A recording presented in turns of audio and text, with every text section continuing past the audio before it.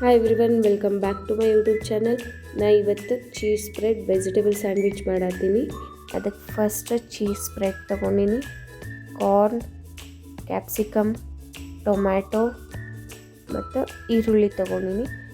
Tomato, ಈರುಳ್ಳಿ, ಕ್ಯಾಪ್ಸಿಕಮ್ಮ ಅದು ಉದ್ದುದ್ದು cut ಮಾಡಿಟ್ಕೊಂಡಿನಿ.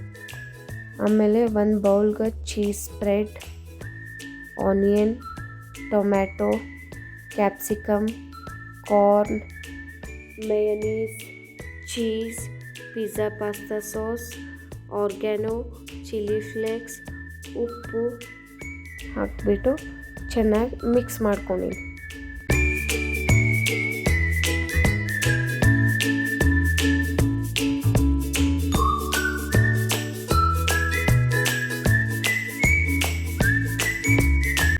Cheese and vegetable stuffing ready ಮಾಡ್ಕೊಂಡ್ಮೇಲೆ ಬ್ರೆಡ್ ಸ್ಲೈಸ್ ತೊಗೋಬೇಕು.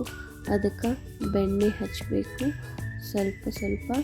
ಅದಾದಮೇಲೆ ಚೀಸ್ ಆ್ಯಂಡ್ ವೆಜಿಟೇಬಲ್ ಸ್ಟಫಿಂಗ್ ಚೆನ್ನಾಗಿ ಹಾಕಿ ಇನ್ನೊಂದು ಬ್ರೆಡ್ ಸ್ಲೈಸ್ ತೊಗೊಂಡು ಅದರಿಂದ ಮುಚ್ಚಿಬಿಟ್ಟು ಸ್ವಲ್ಪ ಬೆಣ್ಣೆ ಹಚ್ಚಿ ತೆವಿ ಮೇಲೆ ಅಥವಾ ಸ್ಯಾಂಡ್ವಿಚ್ ಮೇಕರ್ನಲ್ಲಿ ಸ್ವಲ್ಪ ಬಿಸಿ ಮಾಡಿದರೆ cheese spread vegetable sandwich ready.